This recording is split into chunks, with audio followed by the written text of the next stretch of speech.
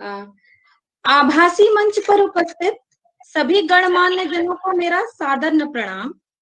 ये मेरा प्रारब्ध है कि महात्मा गांधी केंद्रीय विश्वविद्यालय में गांधी जी की सार्धशती जयंती पर हिंदी विभाग की ओर से आयोजित राष्ट्रीय संगोष्ठी महात्मा गांधी एवं हिंदी साहित्य में मुझे अपने मुख्य वक्ता प्रोफेसर श्री भगवान सिंह जी का परिचय कराने का अवसर प्राप्त हुआ।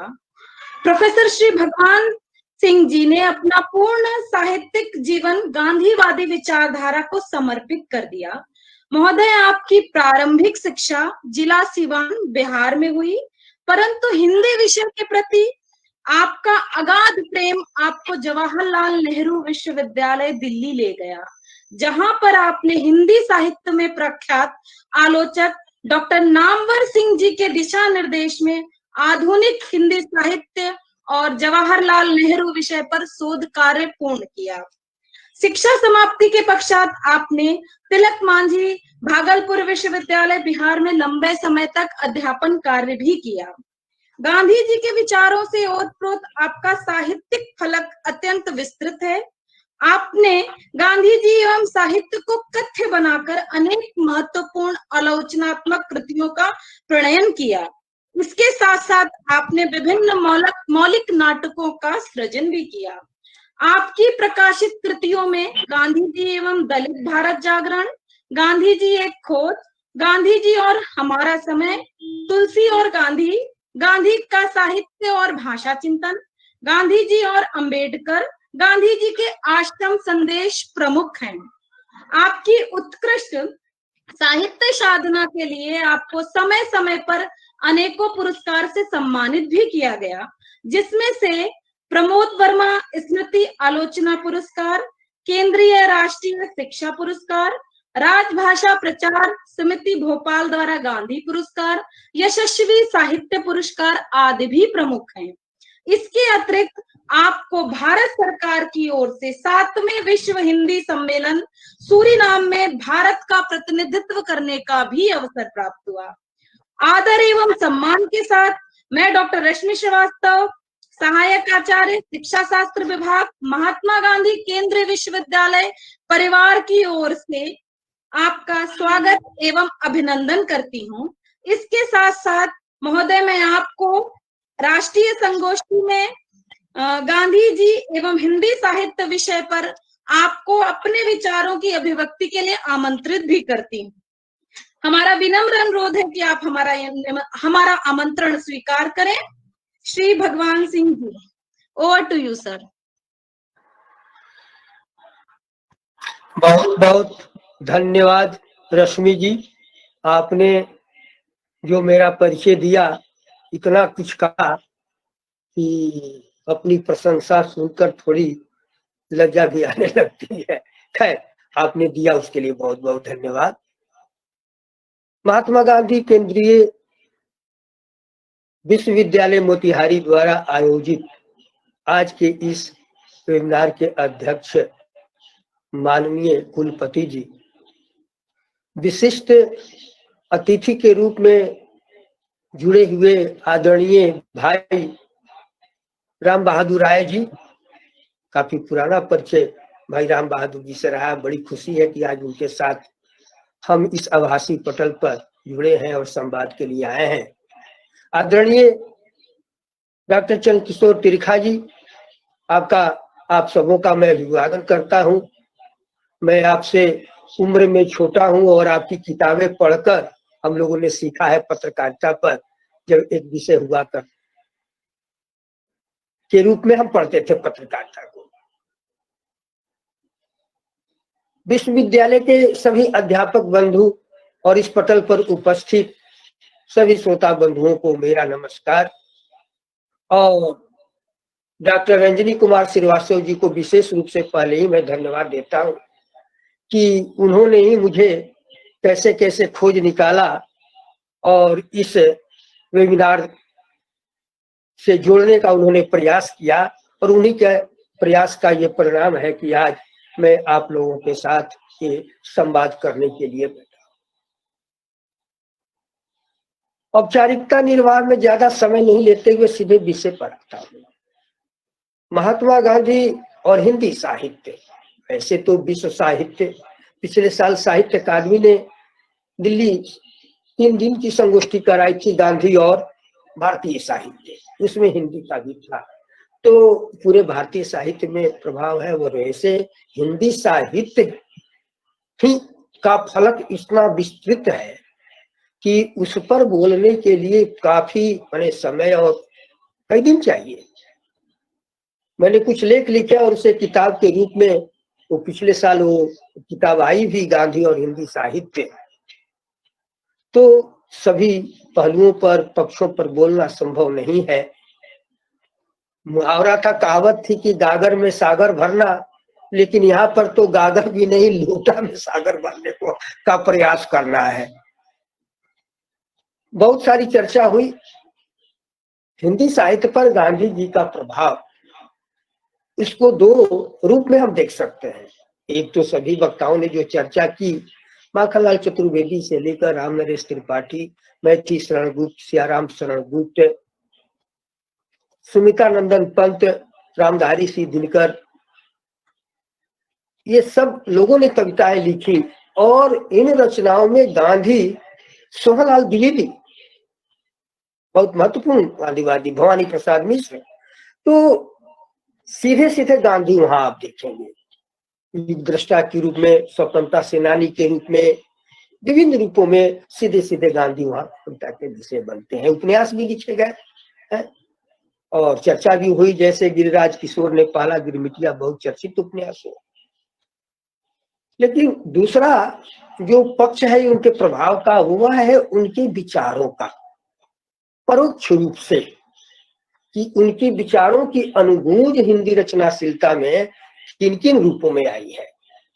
अनेक रूपों में आई है, लेकिन सभी रूपों में जाना संभव नहीं है। मैं एक पक्ष को यहाँ पर लूंगा, और वह है कि हिंदी रचनाशीलता में स्त्री मुक्ति की गांधीवादी अनुगूंज, यानी स्त्री सशक्तिकरण आज जिसे कहते हैं, उस संबंध में गांधी जी के क्या विचार थे और उन विचारों का कैसे परोक्ष रूप से प्रभाव हिंदी के कई रचनाकारों पर और उनकी रचनाओं पर पड़ा है, यह हम देखने का प्रयास करेंगे। इसलिए स्त्री मुक्ति को का ये मैंने लिया है, क्योंकि आजकल वो अस्मिता विमर्श के नाम पर ज्यादा वो चर्चित मुद्दा भी है। आप सभी जानते हैं कि स्त्री सुधार, ये जो भारतीय नवजागरण हम कहते हैं राजा राम मोहन राय से, वहीं से इसका अंग रहा है।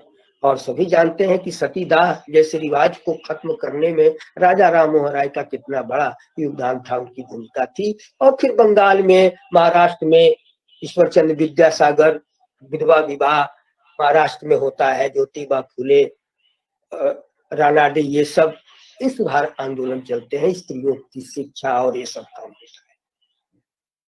गांधी जी जब आते हैं भारतीय राजनीति में, तो वो भी इन समस्याओं को लेते हैं।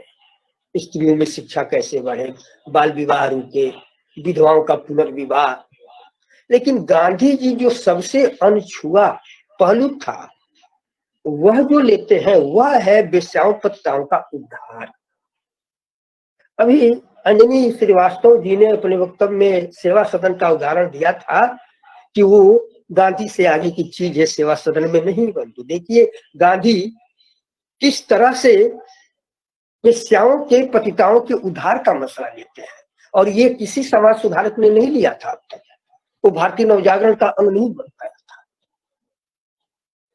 1921 में गांधी जी 22 साल एक जगह है जो बांग्लादेश में पड़ता है, असहयोग आंदोलन के दौरान प्रचार में वहां गए थे, और वहां पर सभा समाप्त करते करते रात के 10 बज गए, और जहां वो ठहरे थे वहां आए तो वहां की लगभग 100 वेश्याएं उनसे मिलने के लिए, बात करने के लिए जुटी हुई थी।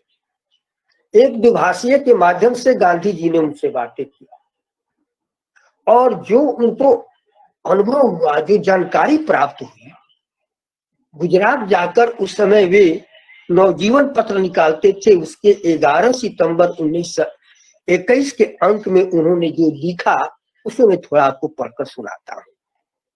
वो लिखते हैं 1921 की बात है और ये घटना 12 साल जो बांग्लादेश में है वहां। मैंने आपके सामने पूरा वर्णन नहीं दिया है, चीज की असलियत तो प्रत्यक्ष देखने से ही मालूम होती है। मैं तो स्त्रियों के प्रति किए गए पुरुषों के अपराध की नाप तौल करता हुआ हमारे शर्म के मरा जा रहा था। ये बहनें जानबूझकर इस पाप में नहीं पड़ी, पुरुषों ने उन्हें इसमें गिराया है। अपने विषय भोग के लिए उसने स्त्री जात के ऊपर घोर अत्याचार किया है। जिनको इस बात पर दर्द होता है उन्हें चाहिए कि वे प्रायश्चित के रूप में इन पतित बहनों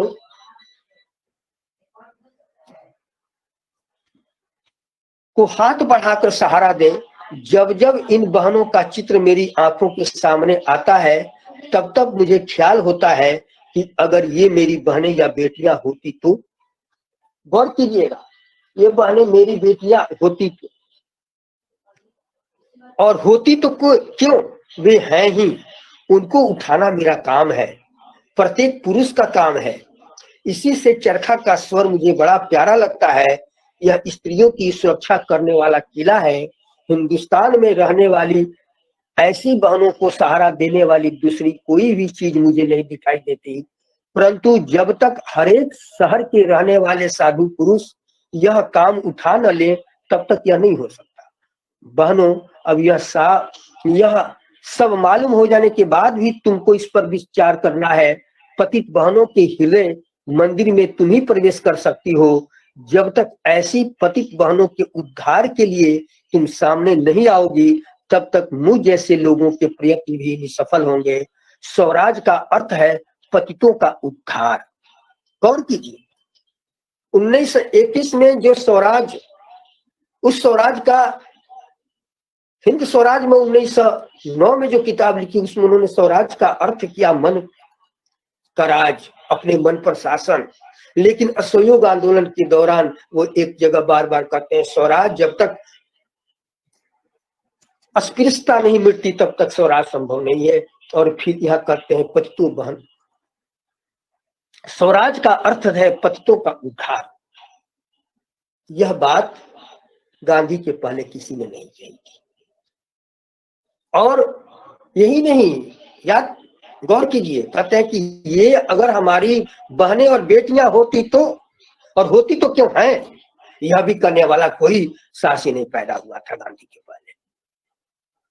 इन पतिताओं को बहन और बेटी का ये और गांधी की उस समय हर बात पूरे देश में जाती थी, जान लीजिए।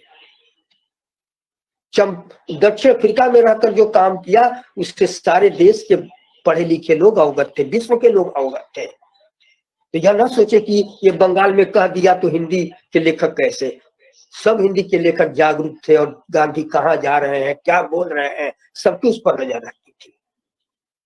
समय मुझे 25 मिनट का दिया गया है, इसलिए बहुत सारे उदाहरण हैं। 1925 में वो कर्नाटक में जाते हैं और वहां उन्हें जो अभिनंदन पत्र दिया जाता है उनमें देवदासियों की तरफ से दिया गया जो अभिनंदन पत्र था उस पर गांधी जी ने जो कहा वो भी है मेरे पास, लेकिन नहीं सुनाऊंगा क्योंकि और बातें भी मुझे रखनी है। और वहां भी कहा कि देवदासियां भी एक तरह से वेश्या शब्द का सौम्य पर्याय। आप देवदासी प्रथा जो थी उसके संबंध में जानिए, एक तरह से वो भी वेश्याएं थी देवताओं के नाम पर। और कहा वहां पर भी कि इसको खत्म कीजिए, इस समाज का कोड है।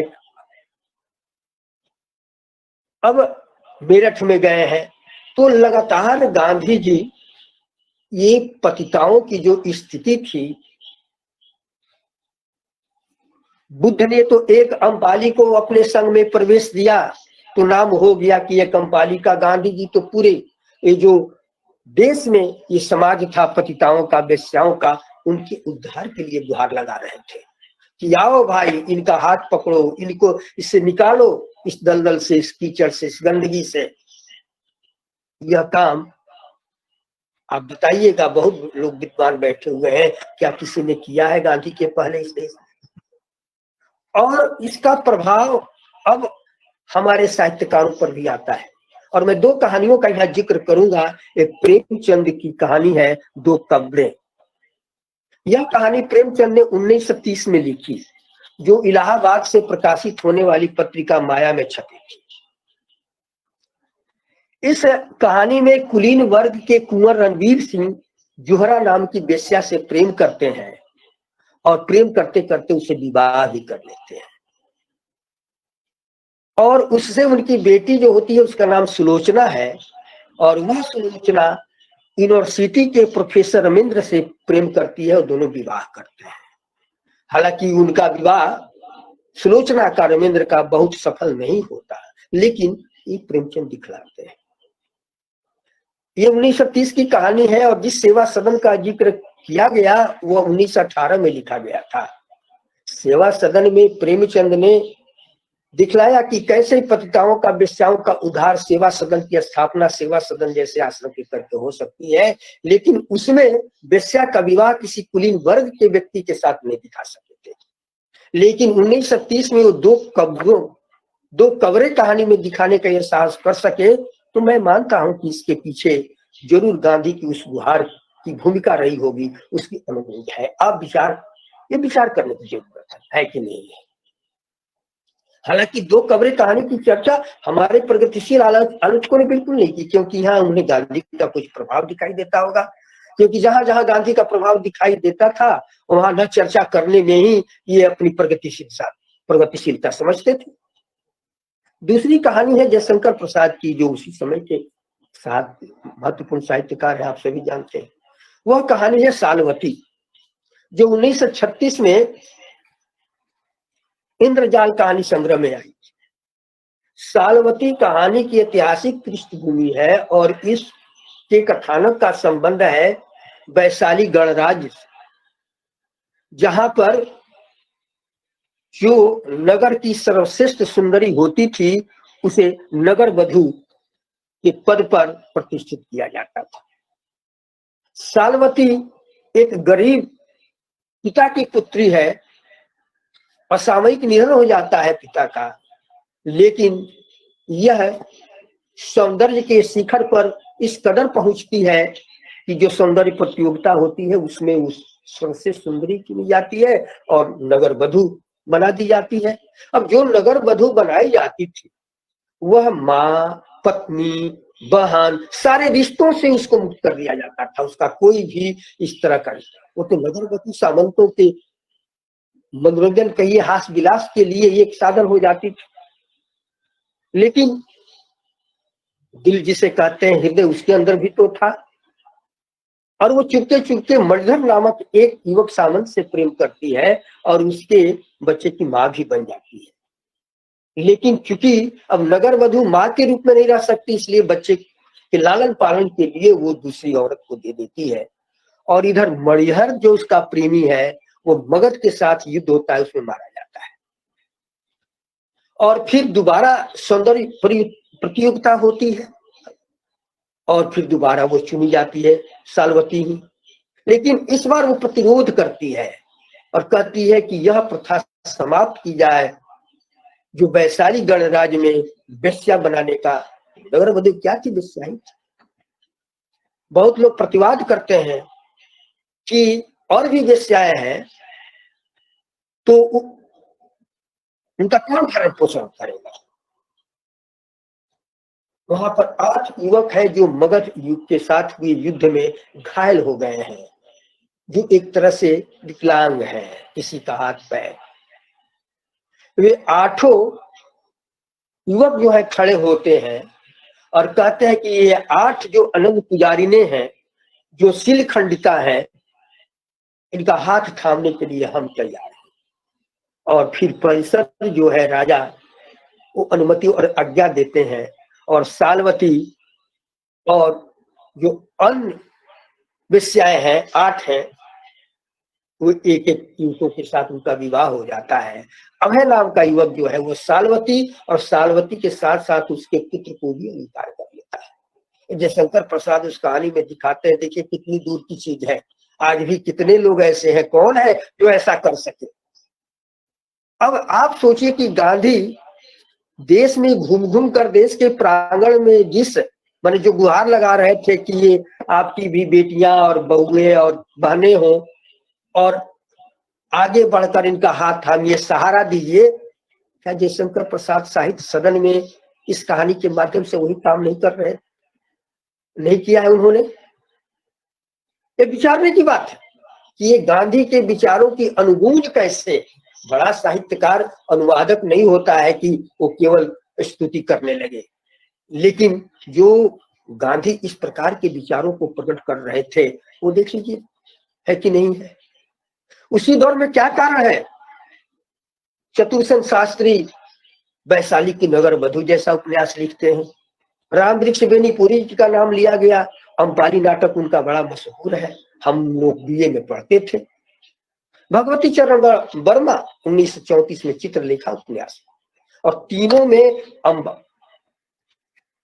वैशाली की नगर वधु में अंबाली है, अंबाली ही है, और अंबाली नाटक में भी। और आप जानते हैं कि किस तरह से दोनों बौद्ध संघ में शरण लेती है अंबाली और उसे मुक्ति मिलती है।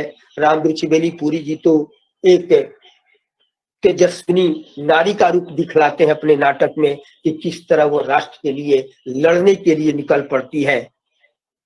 यह जो था किसका, कहां से आ रहा था? चित्रलेखा उपन्यास को देख लीजिए, जिस यौन सूचता को लेकर इतना हमारा समाज में कोलाहल रहा है, वह यौन सूचता खंडित हो जाती है चित्रलेखा उपन्यास में। चित्रलेखा एक राज नर्तकी है और उसे प्रेम करता है बीजगुप्त जैसा सामंत, लेकिन चित्रलेखा का चंचल चित्त जो है अचानक कुमारगिरी जैसे सन्यासी के प्रति आकृष्ट हो जाता है और उसके साथ हो लेती है, लेकिन फिर उसे वो उब जाती है, बीजगुप्त के पास आती है और बीजगुप्त सामंत सहर्ष फिर स्वीकार कर लेता है। और जब चित्रलेखा माफी मांगती है तो कहता है बीजगुप्त, प्रेम के प्रांगण में कोई भी अपराध नहीं होता। यह जो आती है बात, चित्रलेखा भी एक तरह से वैसे ही थी। यह जो साहित्यकारों में इस प्रकार की जो चेतना आई है, क्या नहीं माना जा सकता कि गांधी जो गुहार लगा रहे थे कि वेश्याओं पतिताओं का उद्धार करो, उन्हें सहारा दो, उन्हें भी प्रतिष्ठा दो, उसकी अनुगूंज है? ये विचार करने की बात है, मैं बातें रख रहा हूं आपके सामने। अब आगे बढ़िए, ये विधवा विवाह और तलाक हिंदू समाज में दो तरह की धाराएं रही है। जिसे पिछड़ा वर्ग कहते हैं उसमें तो ये चीज थी, लेकिन जो सवर्ण वर्ग था, जिससे अभिजात वर्ग कहते हैं, उसमें न विधवा विवाह का चलन था और न तलाक का। लेकिन गांधी जी ने मीराबाई का उदाहरण देकर एक समर्थन किया कि स्त्री तलाक भी दे सकती है। 1921 अक्टूबर 1926 के यंग इंडिया में उनका एक लेख छपा। उस लेख का कुछ अंश आप सुने। पति तो अपने को निरंकुश समझता है, वह अपने को अपनी जीवन सहचरी से सलाह लेने के लिए बंधा नहीं मानता, यह उसे अपनी मिल्कियत मानता है और वह बेचारी जो इसकी मान्यता में विश्वास करती है प्रायः अपनी आत्मा को दबाकर रखती है। मैं समझता हूं कि इस स्थिति से उबरने का रास्ता है। मीराबाई ने मार्ग दिखा दिया है। जब पत्नी अपने को गलती पर न समझे और जब उसका उद्देश्य अधिक ऊंचा हो, तब उसे पूरा अधिकार है कि वह अपने मत का रास्ता अख्तियार कर ले और नम्रता से परिणाम का सामना करे। ये मीराबाई का उदाहरण देगा कि पत्नी जो है छोड़ सकती है। अब देखिए कि इस विचार की अनुगूंज कैसे जयशंकर प्रसाद के नाटक गुरुस्वामिनी में, क्योंकि मैंने कहा ना कि पिछड़े वर्ग में तो था लेकिन सामंत वर्ग में, अभिजात वर्ग में नहीं था। लेकिन आप जानते हैं कि गुरुस्वामिनी नाटक में गुरुस्वामिनी, उसका पति जो है एक तरह से कायर है, बुज़दिल है, नपुंसक है, और जो अपनी पत्नी को अपने शत्रु राजा को देकर खुद जो है छुटकारा चाहता है, गिफ्ट में देना चाहता है। अब ऐसे पति के साथ और गुरुस्वामिनी प्रतिवाद करती है और प्रसाद जी लिखते हैं गुरुस्वामिनी का कथन कि मैं केवल यह कहना चाहती हूँ कि पुरुषों ने स्त्रियों को अपनी पशु संपत्ति समझकर उन पर अत्याचार करने का जो अभ्यास बना लिया है वो मेरे साथ नहीं चल सकता। यदि तुम मेरी रक्षा नहीं कर सकते, अपने कुल मर्यादा नारी का गौरव नहीं बचा सकते, तो मुझे बेच भी नहीं सकते। हाँ, तुम लोगों को आपत्ति से बचाने के लिए मैं स्वयं यहाँ से चली जाऊंगी। और ध्रुव स्वामिनी अंततः रामगुप्त को छोड़कर अपने देवर चंद्रगुप्त से परिणय संबंध स्थापित करती है। अब यह जो गांधी जी ने कहा कि जब उसका उद्देश्य अधिक ऊंचा हो तब उसे पूरा अधिकार है कि वो मन का रास्ता तैयार कर ले, क्या ध्रुव स्वामिनी भी वही नहीं करती? उसका आदर्श ज्यादा ऊंचा है। यह अब आप देखते चलिए, विचार करते चलिए कि गांधी के विचारों की अनुगुंज है कि नहीं है। एक उदाहरण ले लीजिए, गांधी जी उस समय जहां भी जाते थे स्त्रियां भी आती थी और हर जगह कहते थे कि ये तुम श्रृंगार प्रसाधन आभूषण सब त्याग करो।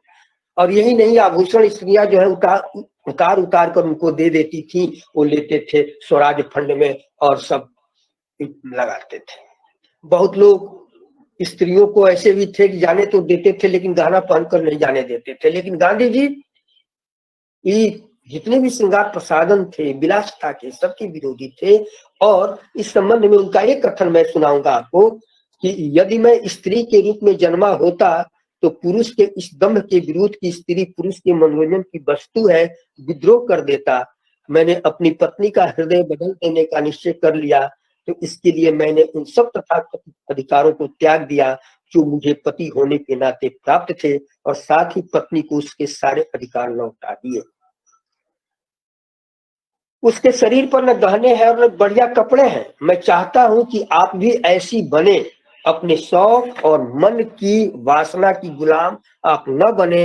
इसी तरह पुरुषों की भी दासी बनने की कोई जरूरत नहीं है। अपने इत्र, फुलेल, क्रीम पाउडर और अन्य सौंदर्य प्रसाधनों को धत्ता बताओ। आप अपनी सुगंध फैलाना चाहती हो तो आपके हृदय कुसुम से ही निकलना चाहिए। यह गांधी जी का कथन था। कई जगहों पर इन्होंने ये कहा है, स्त्रियों से ऐसी अपील करते थे, गुहार करते थे। अब इसके आधार पर एक चित्र देखिए, निराला की कविता तोड़ती पत्थर। अब तोड़ती पत्थर में जेएनयू में पढ़ता था, वहां पर हमारे मार्क्सवादी अध्यापक लोग, हथौड़ा है उसके हाथ में, मार्क्सवादी प्रभाव है निराला पर। अरे भाई, हथौड़ा क्या मार्क्स ने पैदा किया था? हथौड़ा इस देश में नहीं था क्या? हथौड़ा देकर मार्क्सवादी। लेकिन पूरी की पूरी जो कविता में जिस स्त्री का चित्र निराला ने रखा है, वो देखिए गांधी के इस कथन के अनुरूप है कि नहीं। गुरु क्या है? श्याम तन भर बंधा यौवन। श्याम तन है भर बंधा यौवन, मतलब मर्यादाओं में बंधा हुआ है, कुछ श्रृंखल यौवन नहीं है आज की अग्नित्रियों की तरह। और गुरु हथौड़ा हाथ करती बार बार प्रहार। यह हथौड़ा हाथ में एक स्त्री के, युवती के हाथों में है। उसके हाथों में न मेहंदी रची हुई है, न चूड़ियां सजी हुई हैं, न बालों में गजरा है क्या? तो एक कठोर हथौड़ा है जिसे पत्थर पर, यानी उस पत्थर निष्ठुरता का होता प्रतीक, निष्ठुर बने पुरुष समाज पर मानो प्रहार कर रही है। यह चित्र जो तोड़ती पत्थर में निराला देते हैं, जो मैंने गांधी जी का ऊपर का सुनाया, क्या उसके मेल में नहीं है? श्रृंगार प्रसाधनों से बिल्कुल कर्मरत मन। यह देखने की बात है, विचारने की बात है।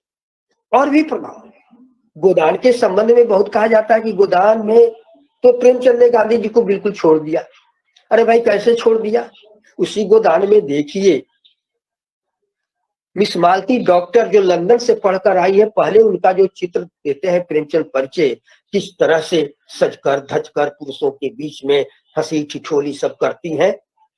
लेकिन उसी मालती में परिवर्तन जो होता है कि वो सारे नेकलेस उन्हें सब उतार कर देती है, खादी की साड़ी पहनने लगती है, गांव गांव में जाकर बिना पैसे लिए गरीबों सेवा करने लगती है, डॉक्टरी करने लगती है।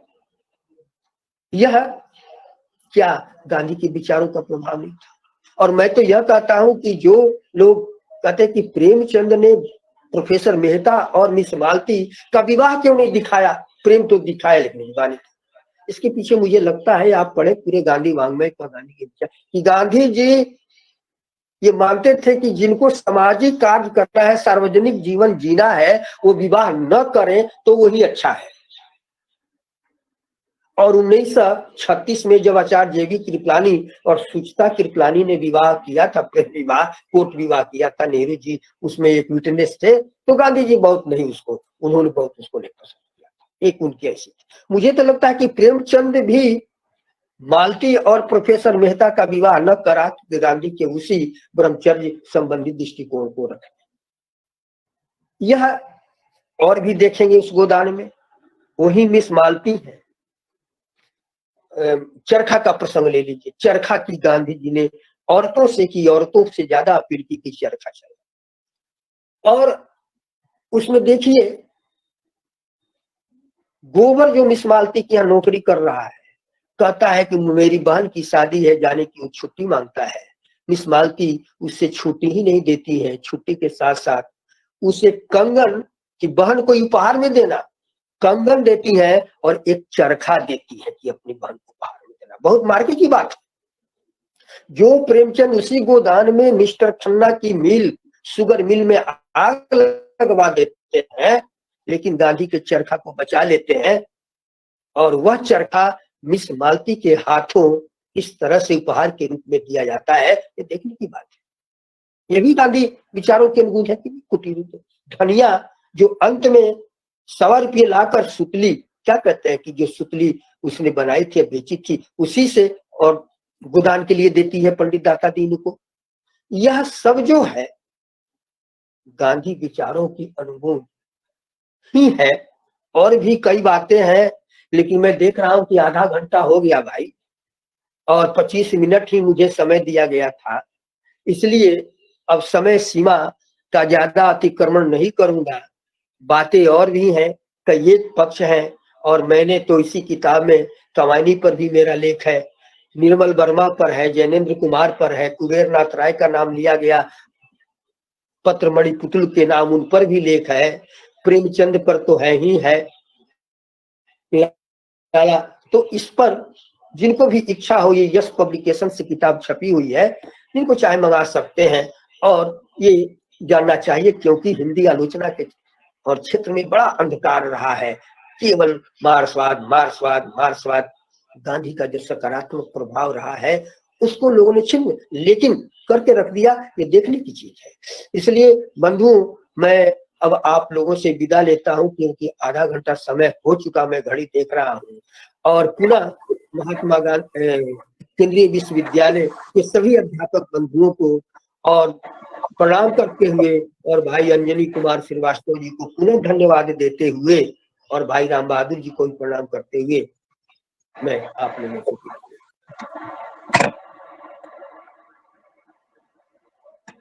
धन्यवाद सर। आपने अपने विचारों से आपने भी हम सबको प्रभावित किया। आपने बहुत व्यवस्थित तरीके से बताया कि स्वराज का अर्थ गांधी हिंद स्वराज में क्या ले रहे थे और बाद में उन्होंने उसका अर्थ जो है कैसे पत्तों का उद्धार, ये अर्थ उन्होंने लगाया।